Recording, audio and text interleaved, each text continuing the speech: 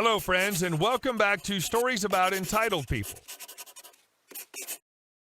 What a self-centered woman. Huge sense of entitlement. I'm glad you had that brief moment of revenge, OP, because she deserved to be knocked flat over the amount of money about which she refused to be advised. But before we begin, best way to support our channel is to leave comments, like, and subscribe with the turned-on bell so you don't miss the new video every single day. Here we go. I told you the price does not matter. I've worked part-time as a farm tech for 3 years while working on completing my BSN. The chain I work at is the typical big-name pharmacy, Rite Aid, CVS, Walgreens, just so you have a picture in your head. A major focus in pharmacies like this are customer happiness. We're supposed to put the customer's needs above all else, which can be pretty tough when there are legal, medical, and insurance regulations to comply with in a pharmacy. One of the biggest issues that makes it difficult to smile at customers and make sure they leave happy, as upper management puts it, is when a drug needs a prior authorization. Now, there are varying levels of understanding when I say that term to customers, because a good amount of the population is not sure what that entails, including myself before I started working in a pharmacy. I normally give a brief explanation of what it is. It normally goes like this. Me. This medication is requiring a prior authorization before the insurance will pay for it. I've sent a fax to the doctor's office to let them know this. Basically, the doctor needs to get in contact directly with the insurance company and justify the necessity of taking this dose/type of medication. Normally, this is due to the high price of the medication, so the insurance wants a justification before they'll pay for it. Generally, customers are pretty understanding after we say the phrase, "There's not much more I can do. It's in the hands of the insurance and the doctor at this point." I let them know it could be a day or two before the process is complete, and the only thing they can do is to contact the doctor's office to let them know how urgently you may need it. Yesterday, however, I got a customer who refused to hear anything I had to say about a prior authorization. Her prescription was for a weight loss drug that would cost, without insurance, around $1,100. The following exchange took place. M is me, RC, rude customer.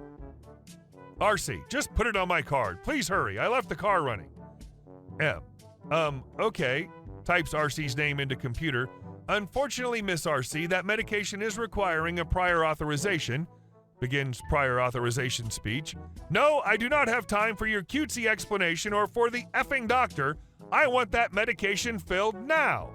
And I do not care what the price is. Just do it.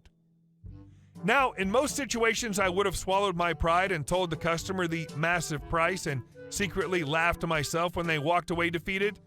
But today, I was done with being spoke to as if I was not a human being. So I smiled and said, all right. The current wait time is 15 minutes. RC spun around, rolled her eyes, and waited extremely impatiently. In the meantime, I explained the situation to the pharmacy manager, PM, allowing him to explain the price to her if he wanted. As we finished filling the prescription, I called her up and began ringing her up. PM came over and said, Miss RC, I just wanted to give you a heads up about the price. No, stop. I already told your incompetent technician that I'm paying for it.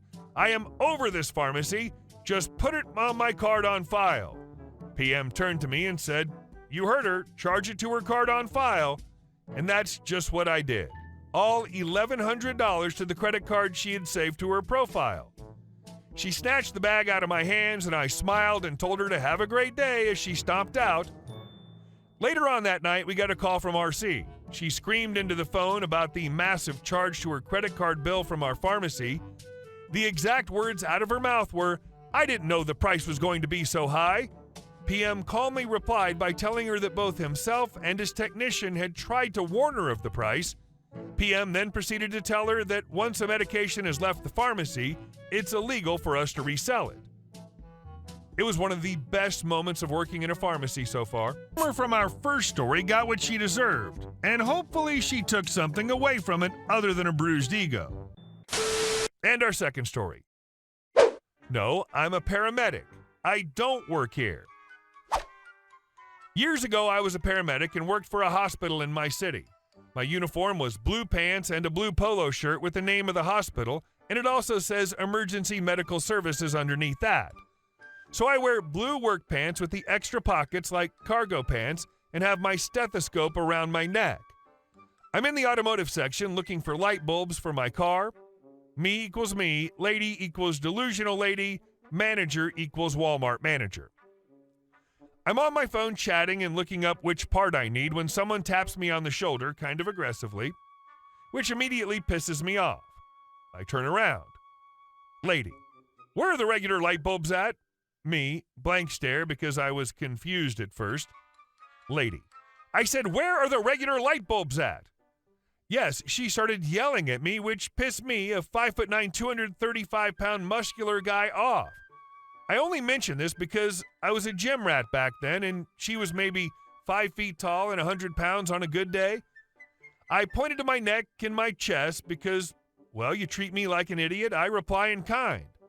Lady, what is that supposed to mean? I want to know where the light bulbs are at. Me, did you see? Lady cuts me off. You want to get smart with me? Fine, I'll find your manager, you idiot. Me, seeing red now, I yell at her, get the F out of my face and don't touch me again, B. She runs away and I go back to shopping. Cute, 2 minutes later, she's got a poor manager who looks flustered in tow and points to me. Lady, there's your employee. He threatened me.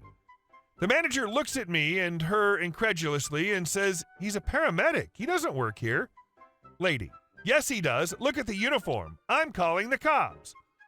Manager, do what you want, but it's clear from his stethoscope and emblem that he's a paramedic, not one of our employees. Lady, he threatened me. You have it on camera. Me, let's see the cameras where you approached me and started yelling at me first, and then me yelling back at you but never actually approaching you. I think the police would be real interested in you physically touching me and technically assaulting me. Lady, well, I'm going to call your work and tell them what you did. Me, go ahead. Here's a pen with our number on it. Ask for my boss. Before you do, know that I'm almost done school for something different and I'm about to quit anyway. I hold the pen out to her and she mutters and huffs and puffs away. Manager, are you okay? Me, I'm fine. The manager just shakes his head and says, when you're done grabbing your stuff, I'll be at this section. I'll ring you up. It was close to the holidays, so the lines were super long because, well, it's Walmart. I got my things and check out in record time. As I'm leaving the store, I see the lady with a few items, and the only lines open are the regular lines, no express. I walk by and hold up my bag and give her the biggest crap-eating grin and wave. Her face becomes redder than a tomato with anger. LOL. Some people get so invested in being right that they can't back down. And our last story. If your knee hurts so bad, you need to see a doctor. You will no longer work here. I worked retail and was also Army Reserves at the time. I was working in a town in the north end of my state, and my reserves unit was in a larger city to the south. The cost of living was expensive, and the pay wasn't great. One day, I had enough and called down to a store in the big city that I used to work at, same retail chain, different location, asked about promotion opportunities down there. Now, when I lived down there previously, the store manager was a good friend of mine, but he moved on to better things, and this new store manager was running the place. As luck would have it, he needed someone in a particular role. Pay would be double what I was making. He told me to move on down and start working there as soon as possible, and once I was down there, he'd put me in the paperwork for the promotion. As part of the planning for the move, I told him that I had my reserves annual training coming up, 3 weeks, full-time orders. Now, military service is protected by federal law in the U.S., so I put in my time off request and he approved it. I worked my butt off for the first month down there doing all the roles of the higher-paying job, but still at my lower pay because, the paperwork's still pending. Well, on my last day before military orders, I hurt my knee pretty badly at work. Brought it to his attention, and he told me that if your knee hurts so bad that you need to see a doctor, you will no longer work here. Very illegal and very cool. He then proceeded to tell me that I should lie to my sergeants and say I heard it during my annual training so that the Army would pay for it. So I leave work early and call HR while on my way to the doctor.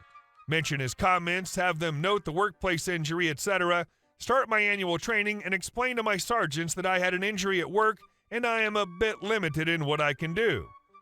I did computer work, so it didn't affect my work abilities at all, just couldn't do much of anything physical. Now, my military work is what's known as a SCIF, basically an office where top secret crap goes on. No phones are allowed in the SCIF. At the end of the day, I leave the SCIF and check my phone. Tons of missed calls and texts from my boss about missing my shift. I explained to my sergeant what was going on, and they decide I should bring it to the commander. The whole company was forming up, so we go to the formation area and speak to the commander in front of the company. Midway through explaining, my phone starts ringing. It's my boss. My sergeant grabs my phone and answers on speaker, explains to my boss that I am the Army's property and that I've been instructed to not speak with him until I'm off orders. After hanging up, my commander tells me to take all day the next day and deal with HR. Flash forward to the end of my orders. I spoke with both our district and regional managers, my boss's boss and his boss. The district manager gave me his personal cell phone number and said if I had any issues when I returned to work to call him immediately. I go in the store on my first day back, say good morning to my boss. He glares at me and says, "You better learn to shut your effing mouth." I whip out my phone and call his boss, explaining exactly what my boss just said to me. District manager tells me I can take the day off with full pay and that they'll deal with boss. There's a little more to the story. They didn't fire him immediately, but switched me to a different store to get me out of the situation. Even at the new store, old boss was constantly harassing me. Boss at new store was friends with boss at old store, and so she decided to cut my hours to 1 day per week, and an hour before my shift, they'd call me and tell me to not come in. Eventually had to take them to court for lost wages and a knee injury, and won. By the time they settled, I was already comfortable at my new, much better, much higher paying office job. Pure example of people being deaf when it comes to warnings and cautions. Hey guys, thank you all for watching the video. I'll see you in the next one.